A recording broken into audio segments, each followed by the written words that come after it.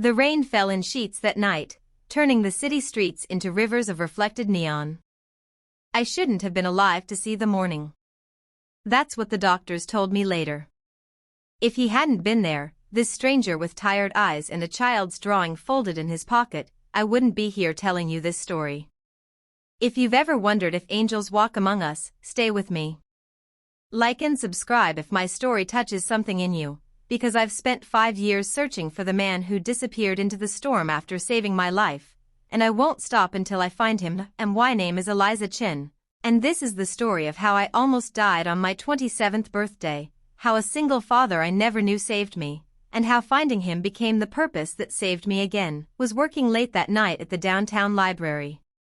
Budget cuts had reduced our staff to a skeleton crew, and I'd volunteered to catalog the new arrivals alone. The building was eerily quiet, just the occasional creak of the old heating system and the soft tap of my fingers on the keyboard. I loved those moments of solitude, surrounded by thousands of stories while crafting order from chaos.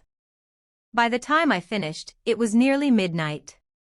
The rain had started hours earlier, but now it was a full-blown storm.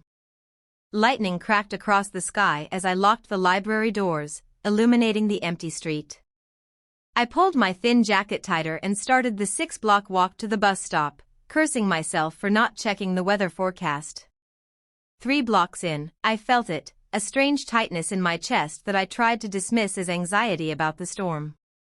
But with each step, the pressure increased. My left arm began to tingle, then go numb. I remember thinking, absurdly, about an article I'd catalogued earlier that day about women's heart attack symptoms often being dismissed. Not now, I whispered to no one. I'm too young. I stumbled, my knees buckling beneath me. The rain soaked through my clothes as I collapsed onto the sidewalk, my vision blurring at the edges. I fumbled for my phone, but my fingers wouldn't cooperate. The world tilted sideways.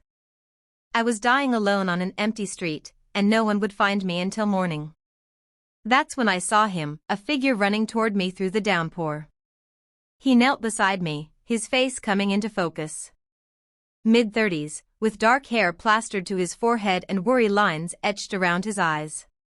"Can you hear me?" he asked, his voice steady despite the panic I saw behind his gaze. I tried to speak, but nothing came out. He checked my pulse, his fingers gentle against my neck. "I'm going to help you," he said. "Stay with me." In one fluid motion, he lifted me from the ground.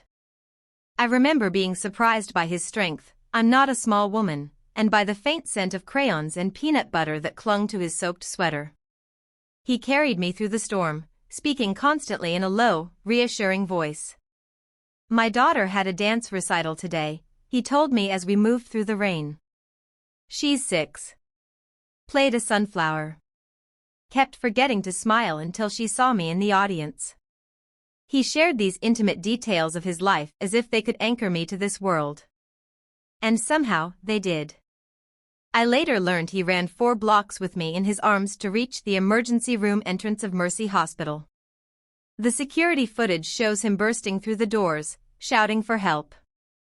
Nurses rushed toward us with a gurney. "She's having a heart attack," he told them, his voice breaking. "Please help her." They took me from his arms. In the chaos that followed, the flurry of medical personnel, the rush to the cardiac unit, he slipped away. By the time I regained consciousness 2 days later, he was gone. No name in the hospital records. No way to thank the man who had carried me through the storm. The doctors confirmed what he had somehow known: I'd suffered a rare type of heart attack caused by a condition I'd had since birth but never knew about.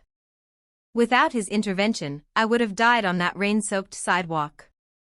In the weeks of recovery that followed, I became obsessed with finding him. The hospital security footage showed only his back as he left, shoulders hunched against the rain. The nurses remembered little, just a soaked man who appeared from nowhere and vanished just as quickly. One detail stuck with me: as they took me from his arms, a child's drawing had fallen from his pocket. A nurse had picked it up to return it, but he was already gone. The drawing now hangs framed in my apartment. A crayon sunflower with a crooked smile and the words "For Daddy" written in a child's uneven script. It's my only connection to the stranger who saved my life. My search became a mission. I posted flyers around the neighborhood where he'd found me. I created social media campaigns that gained modest traction. I interviewed everyone who worked at the hospital that night. For months, I retraced his possible routes home from the hospital, visiting every apartment building, showing his description to doormen and superintendents. Nothing. A year passed. My cardiologist told me I was pushing myself too hard. Friends suggested, gently at first and then with growing concern, that perhaps it was time to let go. "You can be grateful without finding him," my mother said during one of our weekly calls. "Maybe he doesn't want to be found." But I couldn't accept that. The man who had carried me through the rain had become more than just a rescuer in my mind. He represented something I'd been missing, a reminder that in a world often cold and indifferent, profound acts of kindness still existed. I needed to thank him, yes, but I also needed to understand why he'd disappeared. 2 years after that rainy night, I left my job at the library. The search had consumed me, and I needed flexibility. I took a position at a small bookstore that specialized in rare editions, working 3 days a week and dedicating the rest of my time to finding him. It was during this period that I began to piece together fragments of who he might be. A barista at a coffee shop 6 blocks from the hospital remembered a man who came in every morning with his daughter, a girl with pigtails who always ordered hot chocolate with extra marshmallows. The owner of a comic book store recalled a single dad who bought Spider-Man comics for his little girl once a month. A kindergarten teacher mentioned a father who never missed a school event despite working 2 jobs. These might have been different men, of course. But in my mind, they merged into a single portrait, a devoted father struggling to raise his daughter alone, a man who would run through a storm to save a stranger and then disappear without seeking recognition. 3 years into my search, I hit a wall. Every lead had gone cold. I'd expanded my search to neighboring districts, posted in community forums, even hired a private investigator who took my money and found nothing. Depression settled over me like a heavy blanket. I began to wonder if I'd imagined him, if the trauma of my near-death experience had created a guardian angel where there was none. My therapist suggested I channel my energy elsewhere. "The search has become unhealthy," she said during one session. "You've put your life on hold for someone who might not want to be found." She was right, of course. I'd declined dates, missed family gatherings, and neglected friendships, all to chase a ghost. But how could I explain that finding him felt like the most important thing I would ever do? It was my neighbor's daughter who provided the breakthrough. 8-year-old Lily had become fascinated by my story, often sitting with me in the building's courtyard while I sorted through notes and maps. One afternoon, she pointed to the framed drawing of the sunflower. "My friend Zoe draws sunflowers like that," she said casually, swinging her legs beneath the bench.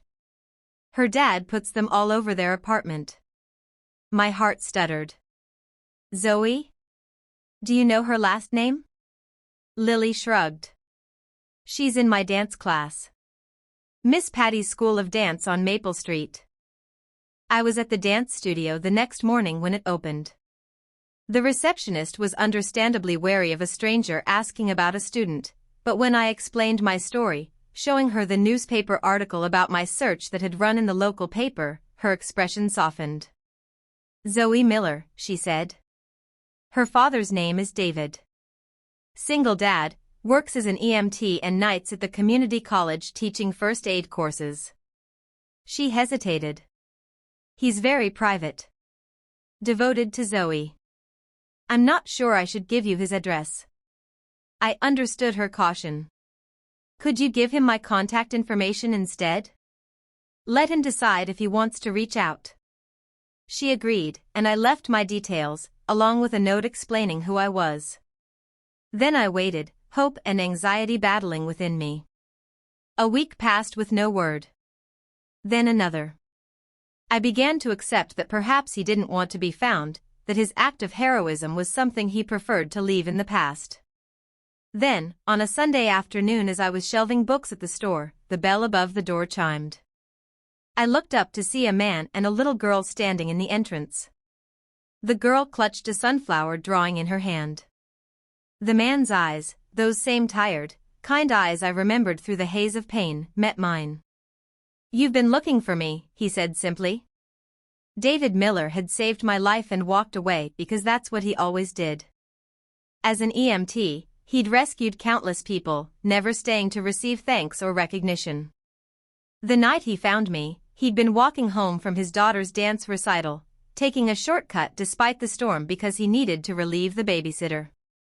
"I didn't do anything special," he told me as we sat in a cafe while Zoe colored at the next table. Anyone would have done the same. But we both knew that wasn't true. He'd recognized the signs of a heart attack when most would have assumed I was drunk or ill. He'd carried me through a storm when others might have called for help and waited. He'd saved my life and asked for nothing in return. When I asked why he hadn't come forward during my very public search, his answer was simple: "I'm just a guy who did what needed doing." You didn't need to thank me. You just needed to live. That meeting changed everything. Not in the dramatic way I'd imagined, there was no instant romance or profound spiritual revelation, but in quiet, meaningful ways that unfolded over time. David and Zoe became part of my life. At first, we met occasionally for coffee or trips to the park. Then weekly dinners became a tradition. I helped Zoe with her reading. David taught me basic first aid. We formed a strange, beautiful friendship born from a moment of crisis.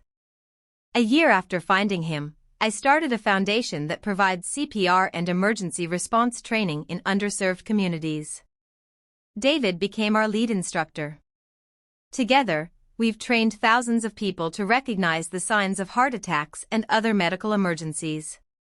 Lives have been saved because of skills he's taught. 5 years have passed since that rainy night when a stranger carried me through the storm. My life now bears little resemblance to what it was before. I've left the bookstore to run the foundation full-time.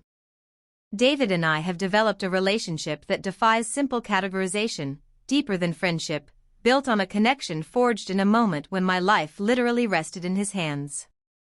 Last month, Zoe, now 11 and still drawing sunflowers, asked if I would help her practice for a school presentation about heroes.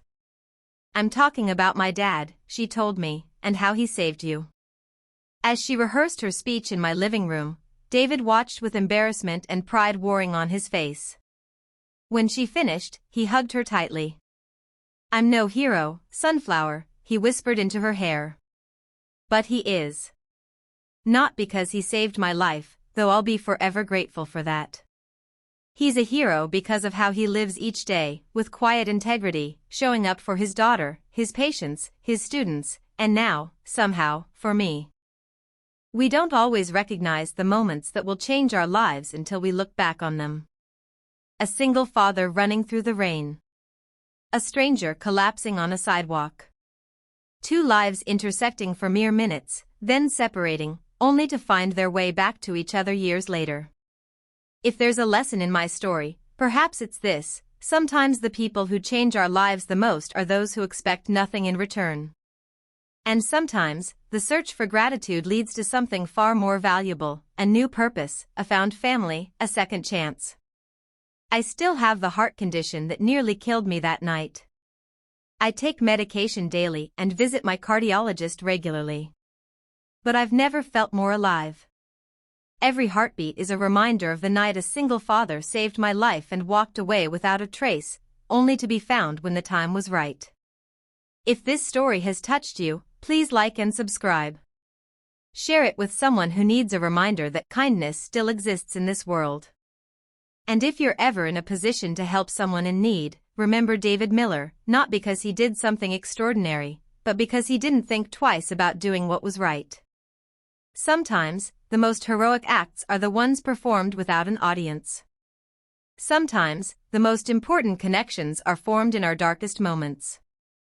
And sometimes, the people we're searching for are closer than we think, just waiting for the right moment to be found.